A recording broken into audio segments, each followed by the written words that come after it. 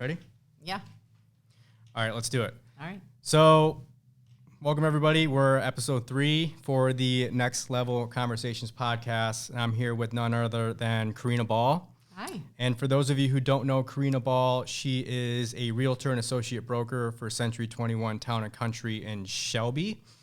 She's been in the business for 27 years, and she's going to close out this year just under 10 million at 9.2 in volume. So awesome. Thank you. And another quick announcement for those of you that know Karina and enjoy learning from her or want an idea of how she does her business, you're now going to have the opportunity to do that because we're very proud to announce after well over a year of working on her that she will be coming on board to the coaching team along with Dawn Hendricks and myself, and she'll be up and running early next year.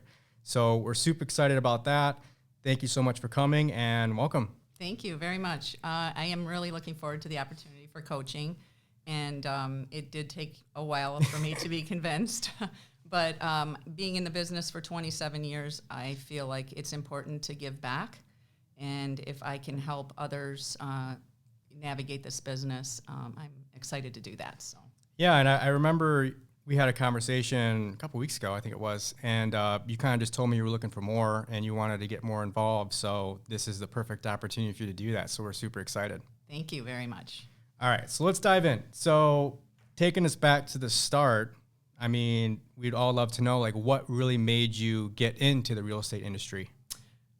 Well, years ago, back in, 95, I was up north with my dad, and I was approached by an agent that my dad knew because I showed interest in real estate and asked him all about it. And he said, if there is any company you have to go to, it's Century 21 Town and Country.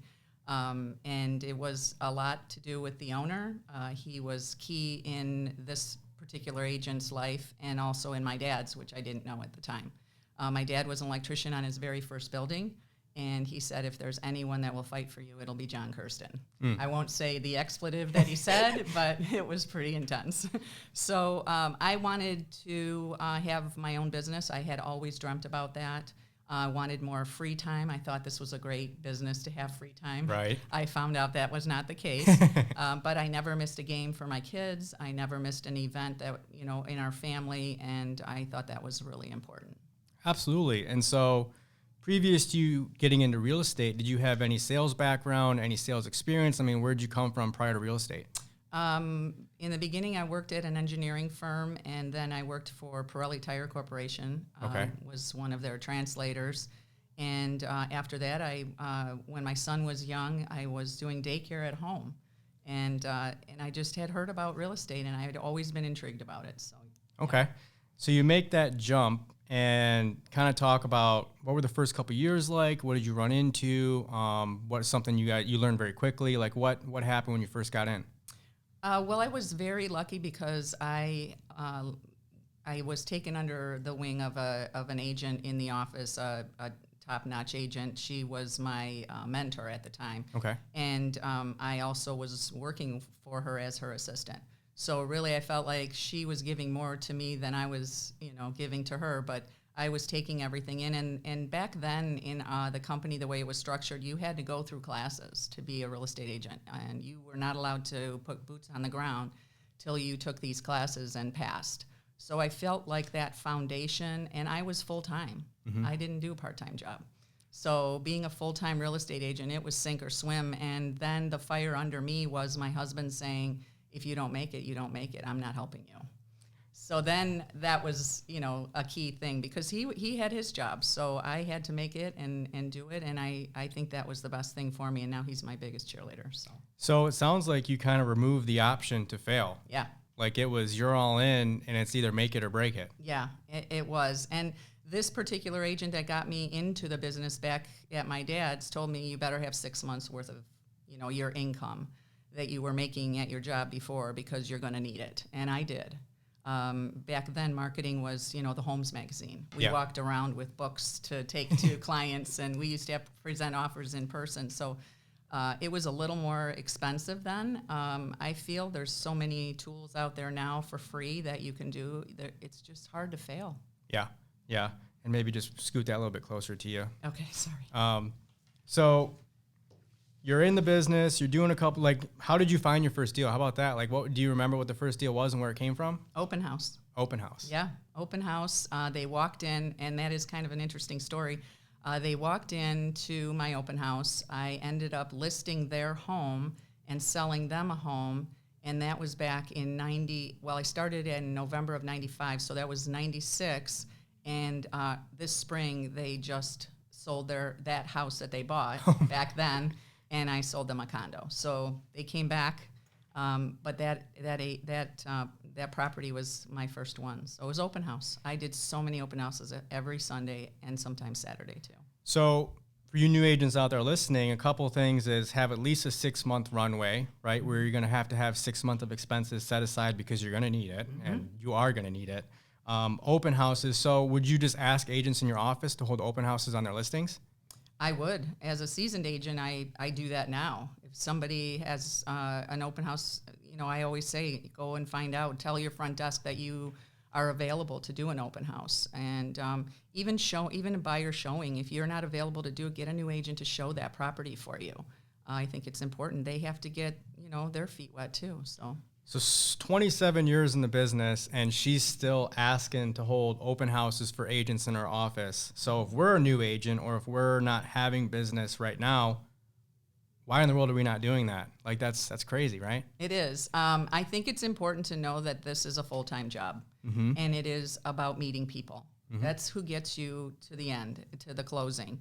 You have to be out there, and if you're not out there, if you're sitting in the office all day, every day, there has to be a balance to that. You can make your calls, you can do your research, but you have to get out. And if it's having lunch, I never have lunch in my office. I always go out to lunch. It doesn't matter if I'm bringing it, but I have to be around people because that's how I get known and that's how I get my business. Okay. And so are you in the office type or do you work from home? Like, what's that situation look like? It's a balance. Early on, when my kids were young, I worked probably at home a little bit more than I did progressing on. But now, come full circle, the kids are gone, they're grown, grandkids in play, but I spend more time in the office now than I did before. Okay. And I think part of that is just because I have a system now. Gotcha. So 27 years in the business, and you've been with C21 all 27 years. Yes. So what has earned your loyalty? Like, what has caused you to stay here for 27 years? Well, when I started, it was, this is the best. That is the best company you can go to. And I stayed because they are the best. It's about class and integrity. Our previous owner, John Kirsten, you did not walk in the office unless you were professionally dressed. And if you were wearing jeans, you better walk out the back office if he was in. You hid from him, you know? And I feel like the owner we have now, he requires the same thing. It's, present yourself with the fact that this is a professional business. And I think that's really important. It's class and integrity is so key. So what would you say to a newer agent or someone that says, well, hey, it's my style to be in T-shirt and jeans, or hey, I'm more casual? Like, how would you help them understand that there is a certain level of professionalism that we need in the real estate industry that's obviously lacking? Well, I mean, I feel like this you're presenting yourself. You want someone to trust you with their biggest investment, their most important asset in most cases. And T-shirt and jeans just doesn't cut it. I mean, that may be your style, but 90% of the time, your client wants you to be a level up.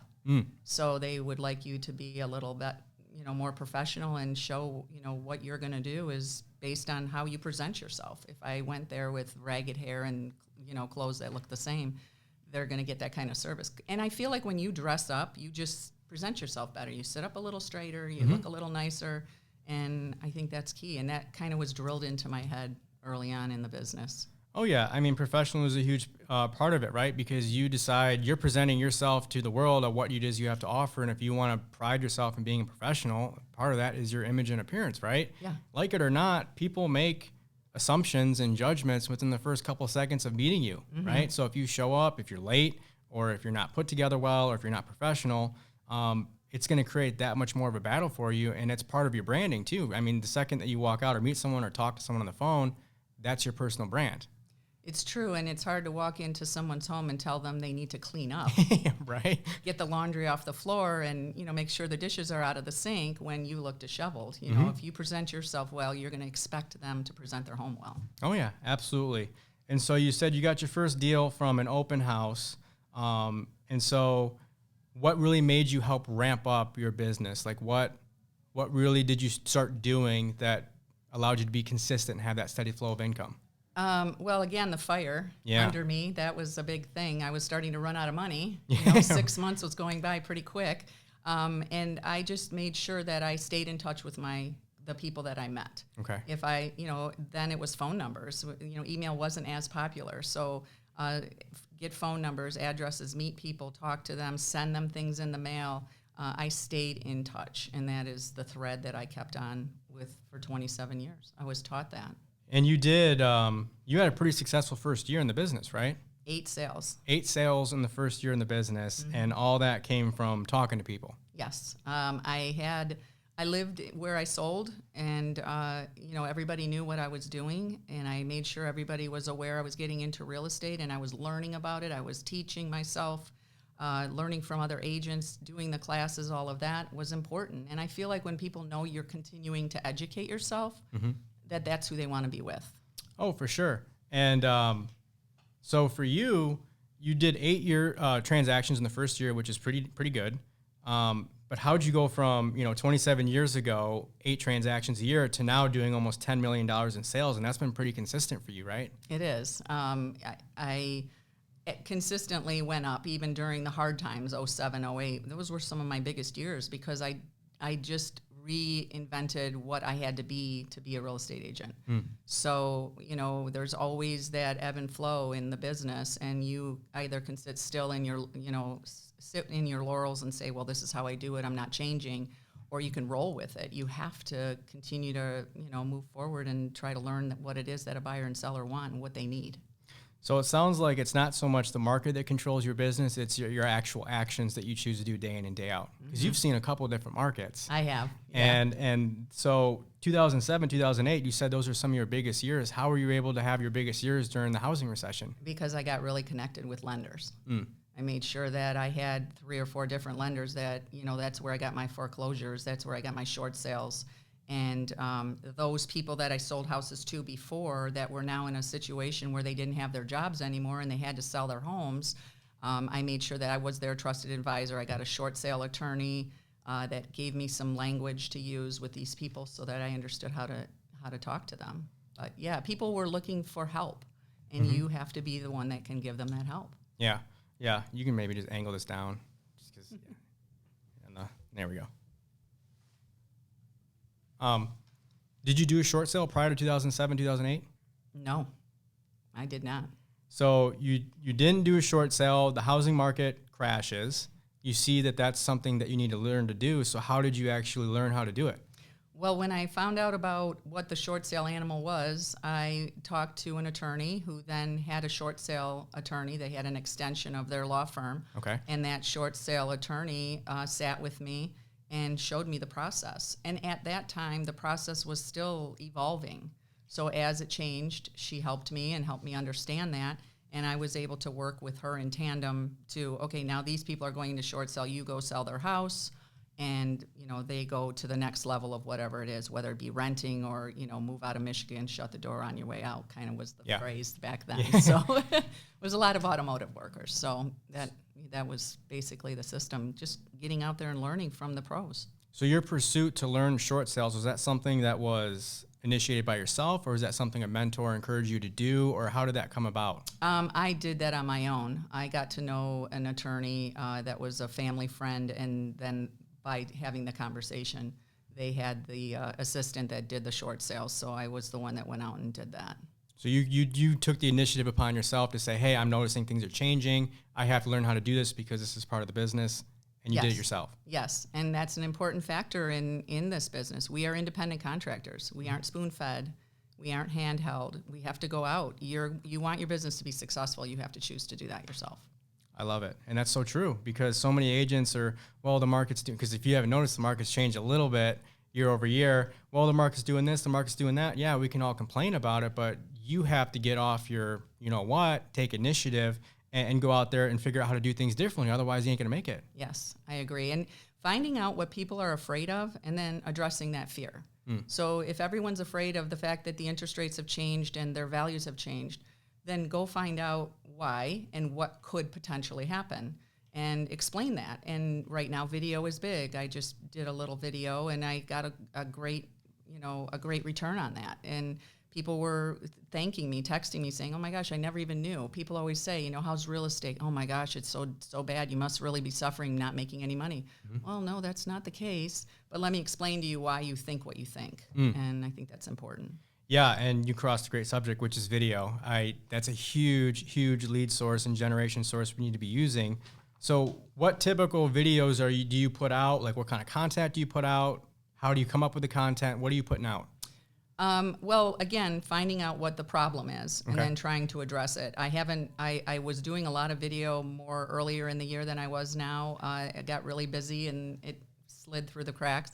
But now I'm back at it. And again, addressing the problem and then even just finding out what's going on locally and, putting that out there or talking to people about things you're interested in. People want to know you're a human and they want to relate to you. So, if you have a house on the lake, shoot some pictures. If you like to go boating, shoot some pictures. They want to know that they can relate to you and then mix in the trusted advisor thing. They want to know you, like you, trust you. So when you have that and you stay in touch with them, it's kind of a no-brainer. The worst question you ever get asked as an agent is, "So you doing real estate still? Yeah, you're still in real estate? Still in the business?"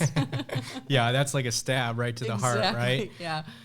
And so it sounds like a lot of your content is based around solving your clients' problems. Yes. And so how do you come up with or how do you find out what the majority of your audience is concerned about, what their problems are? Like how do you keep that gauge on what it is that they want solved?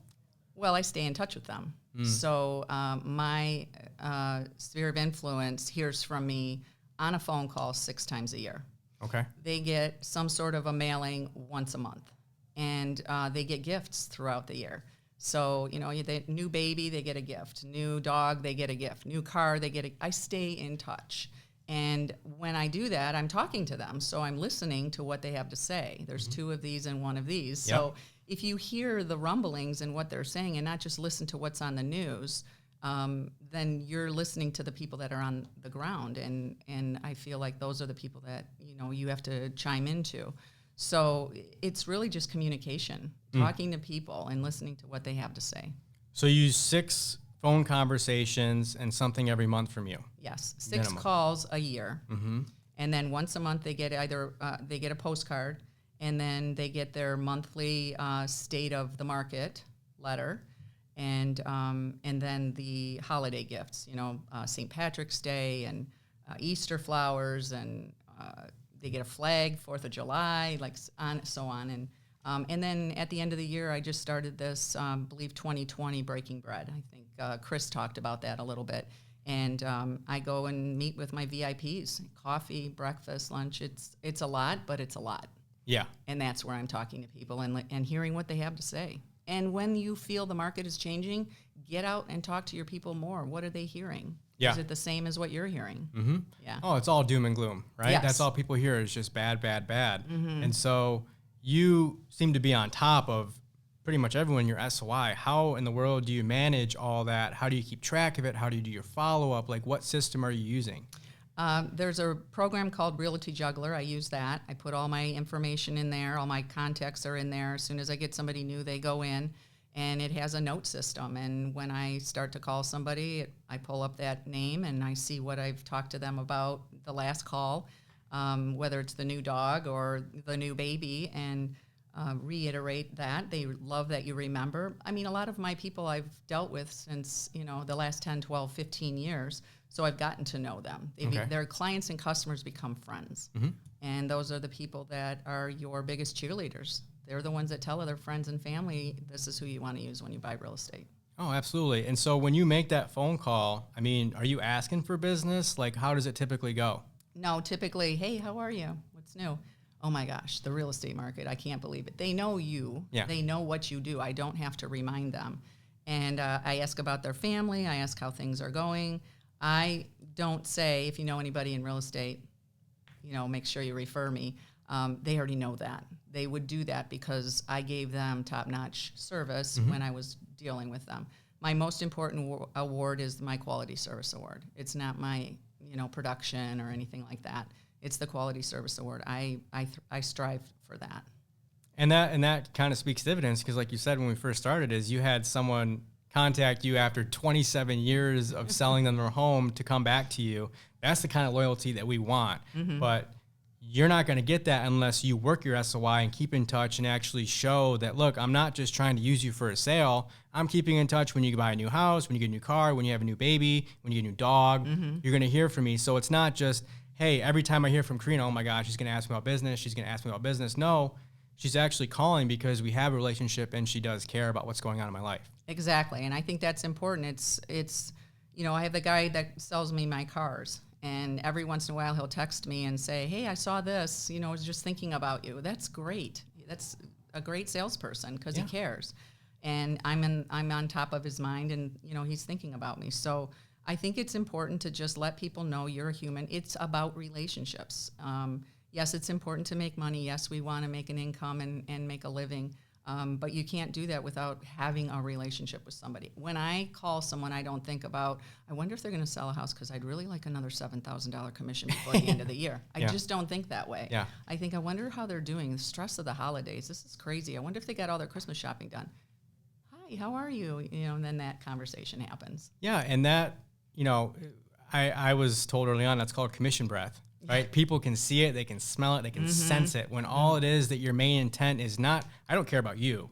I just want to use you so I can make some money. People can sense that, right? And that's where we get such a bad rap because there's a lot of agents out there that operate that way. But when you build your business, like it sounds like you have, around relationships and people, that's when the business and those people will take care of you throughout the years. Yes. And I learned that early on from my mentor because she is the same way. She's about relationships. She's friends with a lot of her clients and customers. She's been in the business for, I won't say how many years, a long, long time. And that's what she did. And that's what I wanted to emulate. I feel it's important that if you're going to find somebody to follow, make it sure it's someone who you want to be.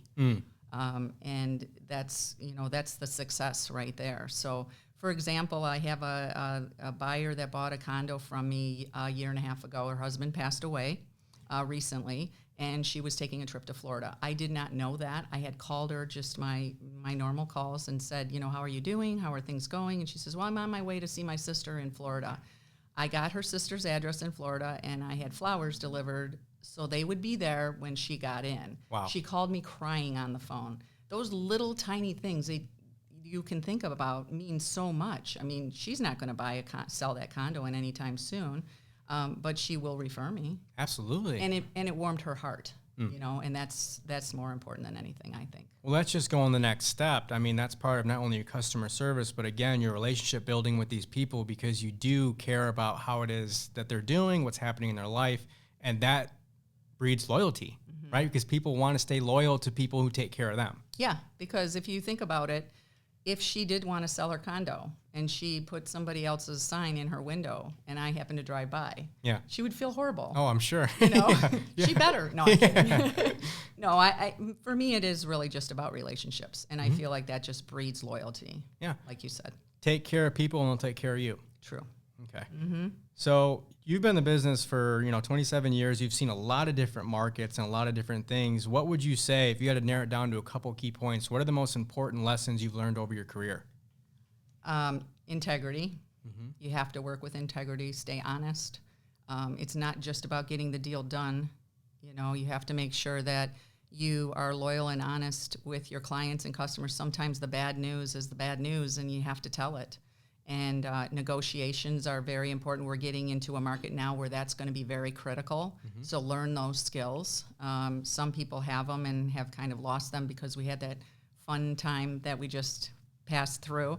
So learn the negotiating, but I keep coming back to it. Stay in touch with your SOI because they are your bread and butter. And if you don't have one, find one. Everybody has somebody they know. Put them in there.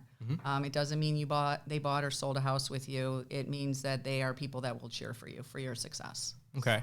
So that's a good point too, because a lot of agents who may be newer or not that experienced may not even know who to put into their SOI. So how do you categorize who gets put in your SOI? And I know you have a different sections in your SOI based on the people. So one, how would you categorize who goes into your SOI? And two, how do you categorize your actual SOI? So my VIPs are people that have bought and sold homes with me during my entire career. My VPs are my very probable. They probably will buy within the next 5 years. And then my Vs, they vary, you just don't know. And those are the people that I know that maybe are in a club that I'm in, or an association that I'm in. Like I have a homeowners association that I'm the president of. Those people are all in my Vs because they live near me, they know me, I stay in touch with them. I don't bombard them with real estate, but I walk with a real estate shirt on. I have my winter coat that has my real estate, on it. And they know, and they stop, hey, how's business? What's going on? So, I make sure that they're always informed. So I do that, and I feel like anybody if you get a cold call or a call on a listing, if you get a call on floor, if you get a phone number and an email, they need to be in your database. And it doesn't matter, even if they say, I have an agent. I don't care. Put them in your database. Because they may not be getting the service that they would if you dealt with them. So okay, so anyone that you really come into contact with, you get a phone number or email, that's going in your SOI. It is. Okay, yeah. And then you said so you have VIPs.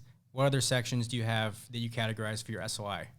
Well, again, the three: the VP, very probable, and then the V that varies. Okay. It's there are some people that, like, I have the association group, and then I have the group from we have a cottage, so all the neighbors around there, those would be people I refer. I don't sell up there, but they would be my referral group, and so on. So, and then friends of my kids, and when the kids were in school, their school friends and their parents, and hey, how are you get those lists, and people will tell you if they don't want you to market to them. Yeah. Oh yeah. They'll let you know real quick. But if they don't mind you marketing to them, you won't hear from them until they're ready to buy or sell. So the people that are like varied, and then the people who are probable, and then the VIPs, how often are you kind of reaching out to all those people? Well, those VIPs go back to the 6 calls. Okay. Everybody gets something every month. I send out over 1,000 pieces a month. So, and it varies. So there'll be 500 that will go to the VIPs and the VPs, and then the other 500 will go like to the association or to the kids' friends or that.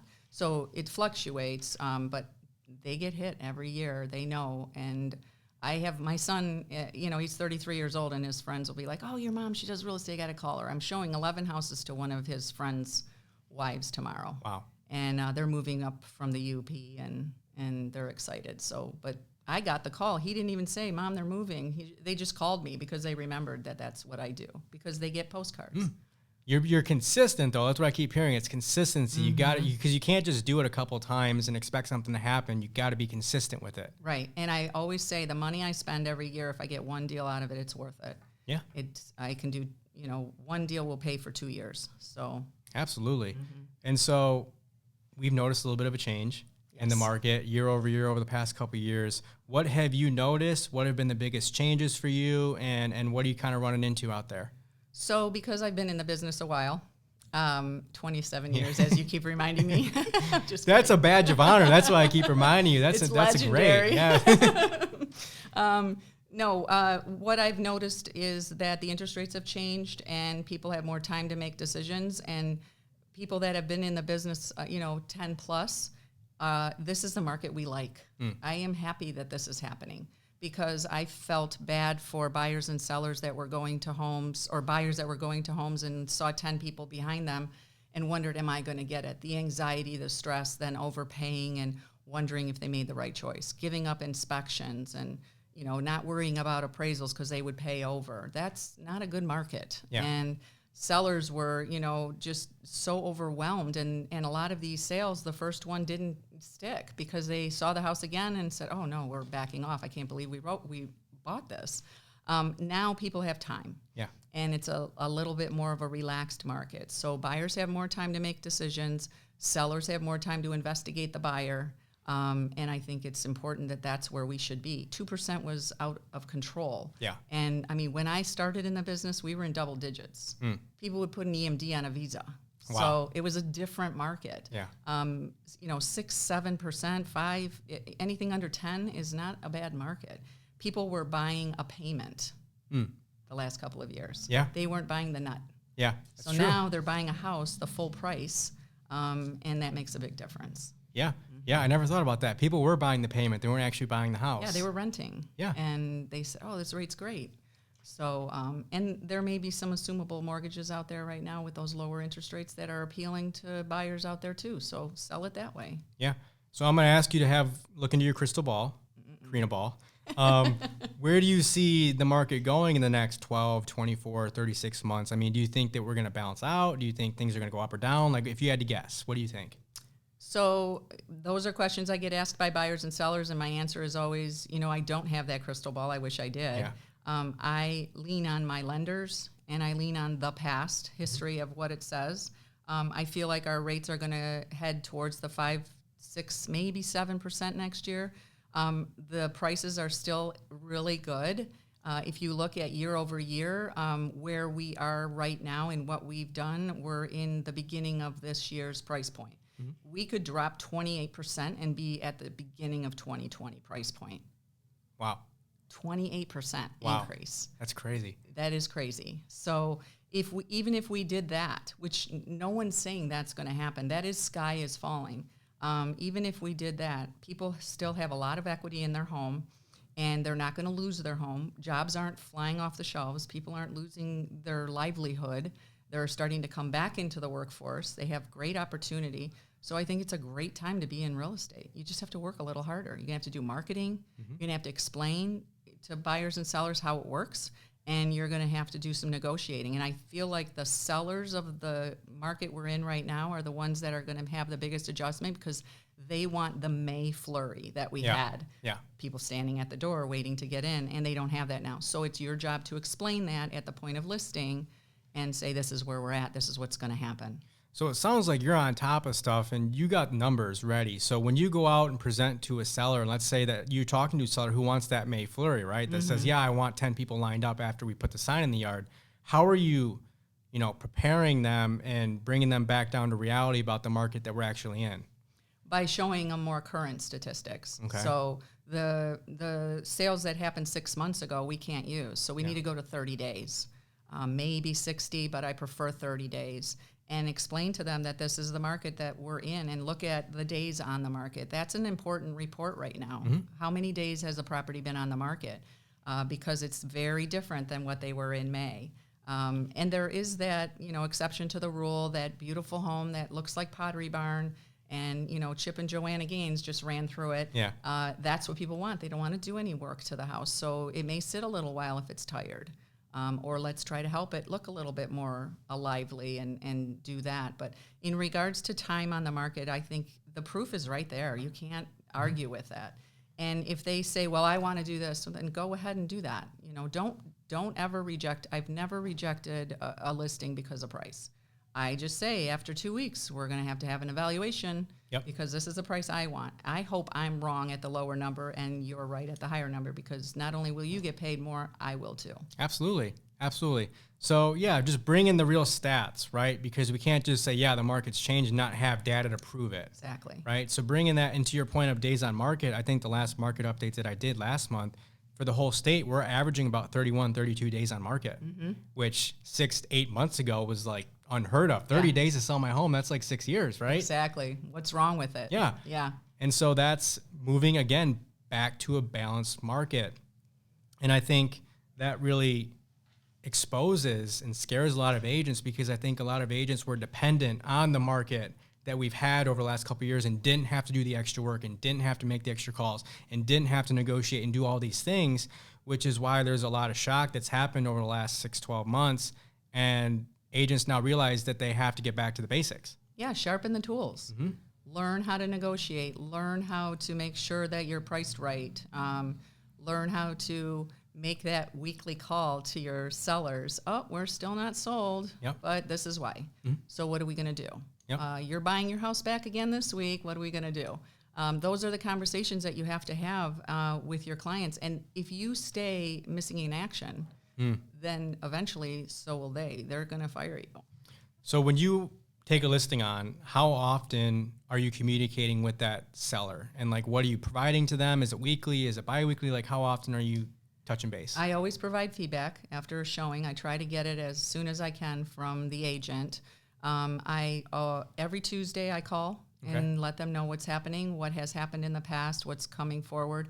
I also send them all my marketing, whatever I have posted, whatever I have put in print media, and I make sure that they're always refreshed with the videos that go online, and I keep sending them to them again, saying, look how beautiful it is, it's still here. Yeah. So probably twice a week for sure on a hard phone call. Okay. And but again, after every showing, I send it to them. And I don't do the automatic response that agents put because sometimes it's a little harsh.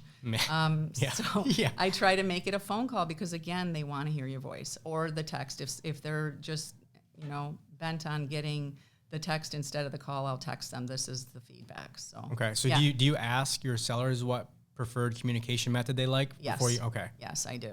Okay. Yeah. That's the key point too. We all need to be doing that because some people like call, some people like text, some people like email, and we don't want to assume. So we want to make sure that we're communicating based on how they communicate. Right. And you have hit on this before. What's the hardest thing to get an agent to do? Cold call. Mm-hmm. Because they don't want to hear the voice. They don't want to hear the rejection. It's easier to text. Yep. So calling is what people appreciate. It's a personal touch. It's an interaction. You can hear the inflection in your voice. You can hear the inflection in their voice, what's important to them. It's like doing a listing appointment and getting the house listed without ever seeing the person. That would be really hard to do. Yeah. So yeah, I think it's important. It's really, really important. And you had mentioned you've never turned down a listing over price.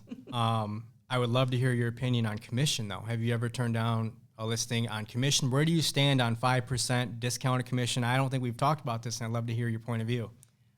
So I feel like you are going to get what you feel like you're worth. Okay. So if you feel that you are worth 6%, that's what you're going to get. You're going to dress that way. Mm-hmm. You're going to drive up in that car that way. You're going to have all the materials that way. And when it comes up and they say, well, the other agent was going to do 6 or 5%, then I can say, well, can I see their material? I'd love to see what they're going to cut out for 5%. Because out of the gate, I'm spending $1,000 on marketing. Because I have amped up my marketing the last 2 years with a photographer that does photos, video, drone, and Matterport. That's $1,000 out the gate. And then I have to put everything online. So are they going to do that? Because I'd love to see that. Because I've already shown them the samples of my video, of my pictures, of all of that. It's very rare that they say, oh my gosh, I didn't even think about that.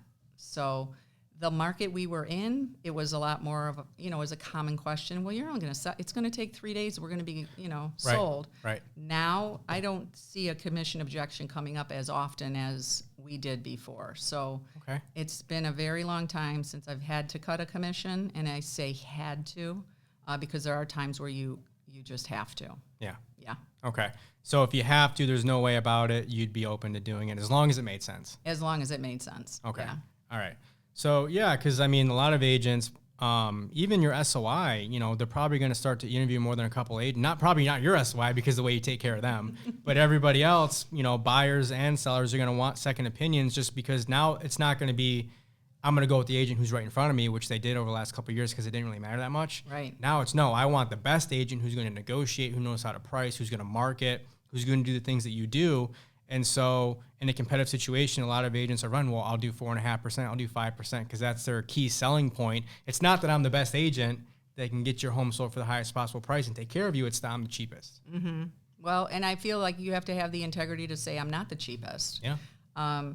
We make a lot of money doing what we do, but we work a lot of hours doing what we do. If you figured out every minute that you think about real estate and that you do that job, and you calculated what your hourly rate is, I've done that, and it's less than minimum wage, and that's frightening. Yeah. Luckily, I love what I do. My hobby is this. This is how I live. I know you had asked me a while back, how many hours do you spend or how many days do you work?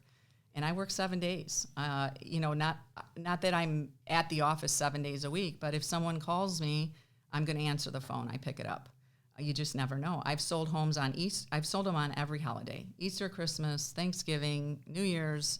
I have put together deals every holiday. So, Am I proud to say that? I kind of am. A lot of agents would say, you know, that's crazy. Why would you do that? There's no balance.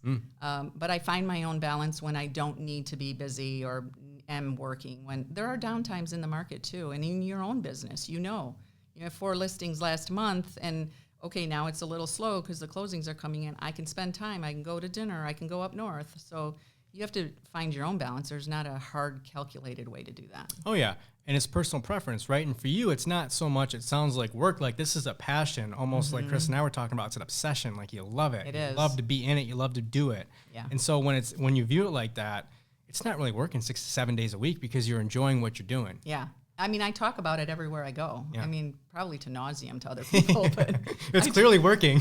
So, but yeah, I love it, and I breathe it, and I really do. I really enjoy it. I'm proud to wear the logo. I'm proud to be a part of the company, and I don't just say that. It shows in everything I do. I mean, from the gifts I give, from the walk I walk and the talk I talk. I really am. I'm super proud of the business. and that's a great point too, because you got some swagger and confidence about you. I know you're humble, but you've got the confidence because you're sure of yourself. And so that comes from you knowing not only who you are, but what it is you have to offer and all the things that you do, right? Yeah, but I also feel like the company gives you a lot of those tools. So, and I know some people say it's so overwhelming, there's so much to do. Like, for example, with Moxie, there's so many things, there's so much there. Take one and do it. I mean, at Ignite, I talked about, Moxie Present and how great that was. Well, now I'm working on another portion of Moxie to try to learn that. Take the parts that match who you are, what works with your style of, the job that you want to, or the voice that you want to give to the people that you're working with, and just work it and know it like nothing else. So yeah, and we have so many tools and resources. This being one of them, which is why I'm so glad that people get to hear from you, because you have so much to offer. But how do you eat an elephant? One bite at a time, right? You can't just say, okay, I'm going to do all this stuff and then try and take it all at once. You got to do it one at a time, and a jack of all trades is a master of nothing. Yeah.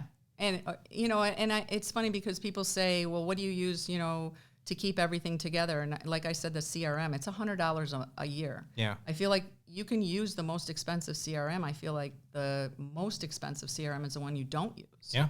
Because that's commission dollars lost right there. So if you have something that works for you, I don't care if it's, back in the day it was the index cards and, whatever works for you, that's what you use, and just consistently stick to it.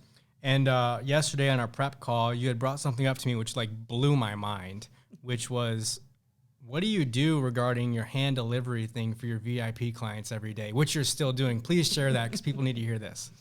So I have 100 and, well, it's 140 now. It's 128, and I added a few more last night.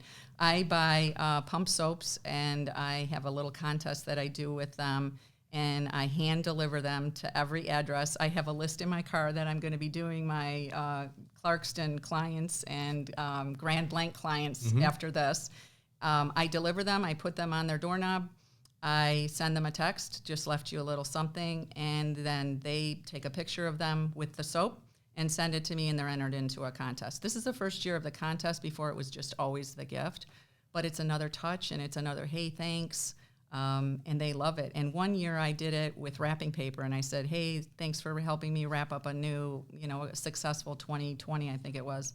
And I had several people say, we want the soaps. We like the soaps. So people love it. They consistently, see it. And I'm getting a lot of pictures in, too. So it's a lot of fun. But I hand deliver them. Hand deliver 140 soaps to people and put it on their door. No wonder you have such loyal clients. I mean, that's incredible. The furthest one is Burton. That was the furthest one I've done so far. That's incredible. But again, for you to do what it is you do, that's why it is you do what you do. I mean, that level of attention, detail, work is what brings $10 million a year. Yeah. And again, it goes back to, it doesn't feel like work. I mean, I've got all the bags in my office, and at one time I had said to Candace, I think I'm just going to send these. She's like, no, you can't send them. People love when you go. And she's right. I had to be reminded. And they do.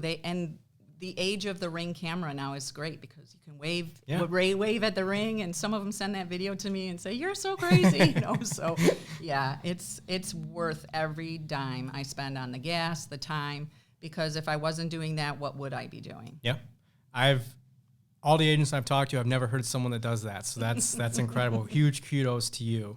So shifting gears a little bit, if you had to give a couple things, what would you encourage agents to do next year to increase the business? Stay in touch with your clients and become more knowledgeable on what is happening.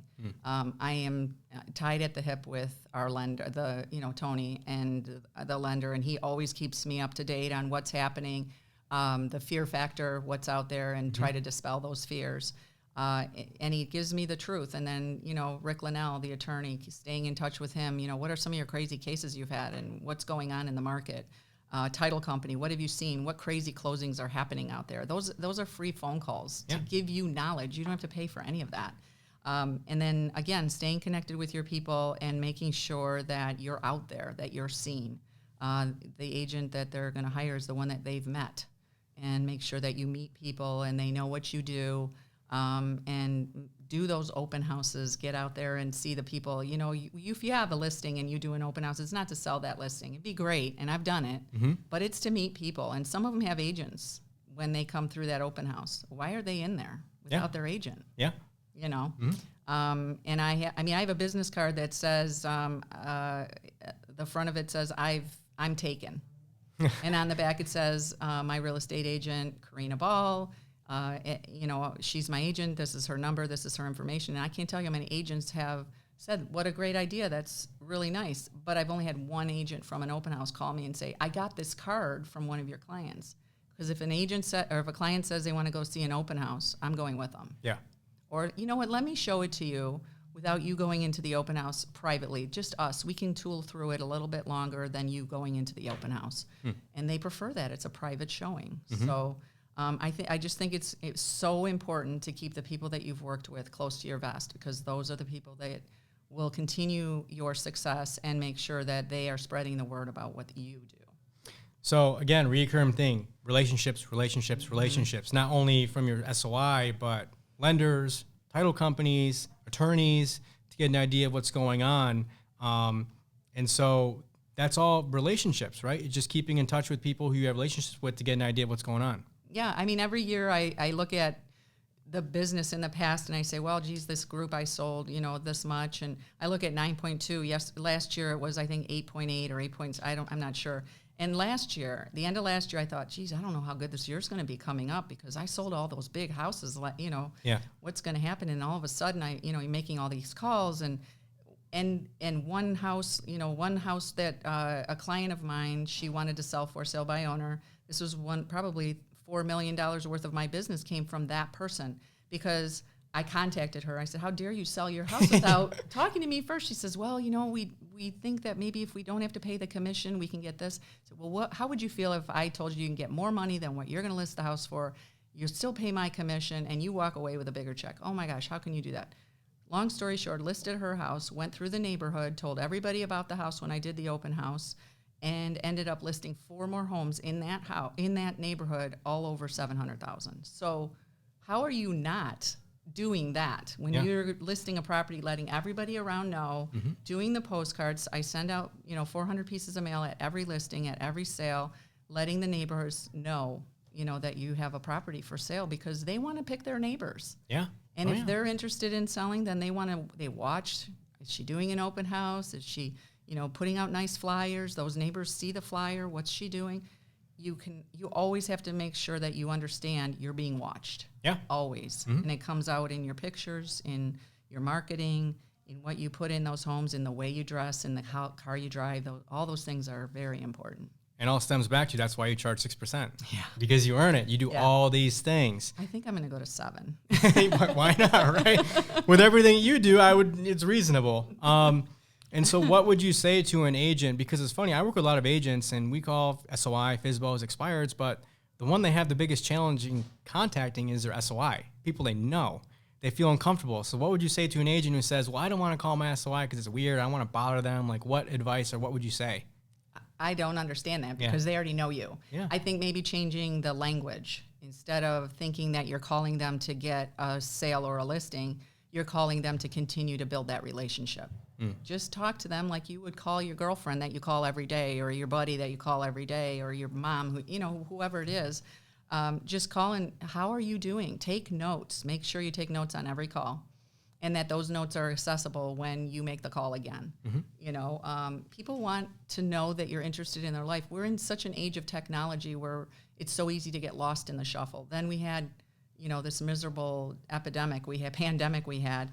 People felt lost and unseen. And to know that you're calling them and asking them about their dog's socks and how's he doing and is he still barking at the door when people come, because that's what happened to you when you delivered your soap. They like that. Yeah. They're impressed with that, and it just makes you more relatable to them. SOIs are easy. For sale by owners and expireds are my biggest, I hate those, but, you have to do what you have to do. It's to get business. But I think you have no problem because you're not calling for, business. You're calling to build that relationship and just keep it because you have a relationship with that person. Yeah. So I think a lot of agents neglect their SOI so badly that's like, I haven't talked to this person in years. I'm not just going to call them out of the blue because that's weird. Yeah, and then you never call them. Yeah. And you might as well just take them off your list because they've already found someone else. And, I have an agent that I was talking to. I'm part of a peer group with a couple of Rochester agents. And she mentioned that she was doing a delivery. And she texted, because she had heard about what I do, and she had texted this client and said, hey, I just dropped off a pie at your house for Thanksgiving. Hope you enjoy the holidays. And they texted back and said, we moved last year. Oh. Think about that. Oh, my gosh. How did they feel? Yeah. She says, I will never let that happen again. Yeah. And because if you're not talking to them, somebody else is, and they're going to go with who's in front of them and who's keeping in touch. And that's a rough lesson, too, because a lot of agents who have neglected their SOI are past clients and haven't talked to them, and you call them, yeah, I just moved, or yeah, I just bought a house, or I just sold. It's like, No. But whose fault is it? Yeah, It's yours. the agent. Exactly. Right? Yeah. And it wasn't because of your service or your commission or anything like that. It's just because they forgot. Years ago when I bought cars, I'd be close to the end of my lease. I'm like, where did I get that? I don't remember. The guy that I have now, he has not let me forget. So it's communication, just staying in touch with people. Yeah. And continuing to build that relationship. It's a relationship, not just, hey, I want to use you for it's not transactional. It's relationship. Yeah, and don't get frustrated when they call you and ask you a real estate question. Yeah. Or they say, my taxes just went up. I can't believe it. Can you help me get them down? Well, let's take a look. Can I come over? Let's grab a coffee. What's wrong with that? It'd be easier for them to, for an agent to say, well, just text me the information and I'll send you a report. No, get together with them. They're stressed out and they're worried. Try to ease their mind, try to figure it out, and that speaks volumes. I mean, that's just that concierge service. Just because at the end of that day you don't get a check from that person, you will eventually if you're going to look at it that way. But I feel like the relationships you build are so much more important and so much more key. I agree. And so I haven't asked you this, but I'd like to touch on it because it's becoming more prevalent now, price reductions. So you said you set the expectation up front at the listing appointment that if they want to price a little bit high after 14 days, if it's not sold, you're going to have to do a talk. So how do you do that? Do you do it in person? Do you do it over phone? What do you bring? Like, how do you go about doing a price reduction? So it depends on the client. I feel like in this business, you also have to be a chameleon. So there are some people that are just all tech, don't come bother me. I want text messages, I want reports, all of that. And then there are some people that, they want to physically see you, they want to meet with you, and then there's that in between. So typically, I have my weekly phone calls, and I always say, well, we're still buying the house back. This is the week. Are we going to maybe do an adjustment? What are you thinking? And, then they say, well, what do you think? What's going on in the market? Well, let me tell you. I have the report in front of me when I'm calling them. Okay. And I say, I have a report on the market. This is what's happening. The guy down the street just sold, or the one over on the corner. Make sure that you're always watching your listings and the comps to see have there been an adjustment. You don't want the call from your seller say, hey, Joe down the street just put his house on the market. You want to call and say, hey, Joe just put his house on the market, because likely that sign goes up after the listing's in the MLS. Right. So you want to be the one that tells them. So I just think communication is so important in that regard. You cannot neglect your listings. They have to hear from you. They have to know you're out there pounding the pavement trying to sell that property. Yeah. And that's, again, they want to know that the agent that they hired and is paying 6% is working for them and doing the things that they need to do. And so that's a key point, because we're working on that too. Market report, because we've touched on market report a couple times. Do you incorporate that on your listing presentation? Like, so like if you have an appointment in Rochester, are you showing them what's happening in the local market at the presentation? Absolutely. Yeah, they have to know what's going on in their, not just their neighborhood, but their town, their area. And again, price is important. And then, price per square foot is not always the best gauge. I think there's, condition is important. Days on the market is important. We're really walking into all of that. Days on the market, like you said, 30 some days is typical. And some areas it's more, some areas it's less. And you have to just really be cognizant of that on every single property that you go do a listing appointment on. And go dig back into your archives of, appointments that you had before that maybe they didn't sell, or they were just kind of wondering what's their house worth. Say, I did another market report on your house and I'd love to share it with you. Do you have some time? Is Saturday good, or, Monday better? And get face to face with them again. And maybe it's still not the time, but you've updated them and they appreciate that. So, Gotcha. Yeah. Okay. Yeah, that makes sense. And so every time I've talked to you, you're always in a good mood. You're always happy. Everything is good. So, a lot of people are struggling with their mental toughness right now, and their mental acuity and just capacity to handle what's going on. What, if anything, do you do, like, on a daily basis, a routine you follow? Do you read? What is it that you do to help you not only keep, your mind right, but has built the strong mindset you have right now? Sleep is important. At least 5-6 hours of sleep. Maybe that's not enough, but that's what I get. I wake up in the morning, morning prayer every day. I'm very thankful for everything I have, everything I've been through, and surviving it all. I don't feel like success is your income. Success is how you wake up in the morning and feel about your day. I can look myself in the mirror every night and be proud of what I do. I've had a successful day. And if I can't, then I have to fix where my mistakes are. And we all make those mistakes. I do wake up some days and it's not a great day, but I remove myself from other people that could affect or infect. I try to stay positive, but I love what I do. So that, you had also said to me a while back about balance, and maybe I don't have the perfect balance for, work, play. Nobody but does. My work is my play. Yeah. So it's kind of that way. Real estate doesn't, always give you that. I don't take Sundays off. I don't stop at 7:00 at night. I am very, very blessed with my support system. My husband is my biggest support. My parents are my biggest cheerleaders. And my family is just key to being able to walk out the door and know that everything there is okay, so now I can address the day. Hydration is really important for me. Diet, exercise. I exercise every day. So yeah, those are all real key important things. And again, we all have down days. You just kind of try to pick yourself back up and move on. And just reading a lot of inspirational books and things like that too are important. Yeah, I'm glad. Diet, exercise, sleep, those are like some of the biggest things you can do. So are you like routine? Do you go to bed and wake up at the same time every day? I usually am in bed by midnight and up at 5. So Dang.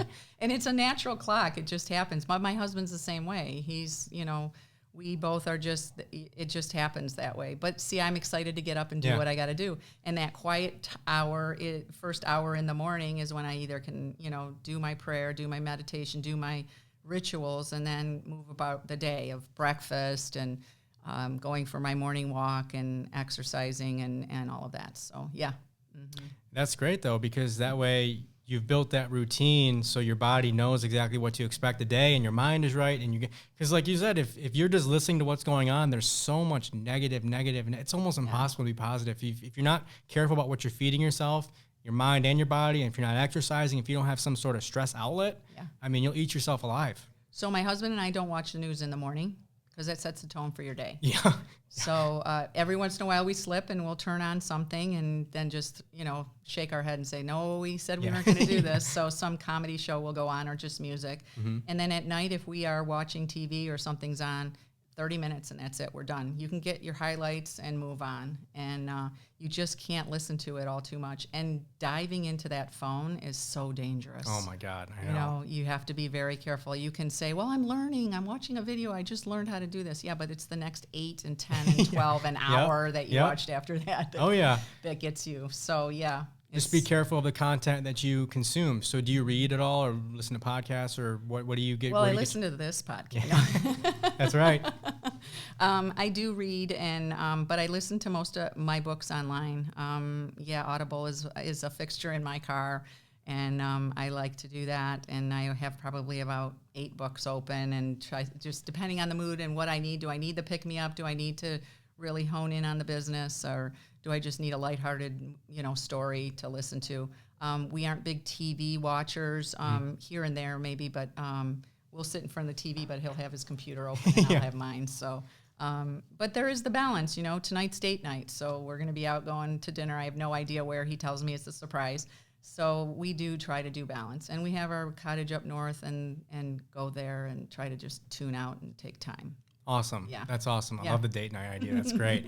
But that's, you treat your business with 100% in. You should also treat yourself that same way, because if you don't take care of yourself, then, life is hard enough as it is. So you got to take care of yourself as well. You can't do this job if you're not in top shape, top fit shape, you are projecting, you have to be able to get that 6% by projecting a sound mind, your physique, your hair, your makeup, your everything. It should all be done, and being healthy keeps you in that format, and feeling good about yourself and going about your day and knowing that you have good health and good hydration is, I don't know, it's just so important. I mean, there's times where I don't drink enough water and I can feel it in my day. Yeah. Oh, me too.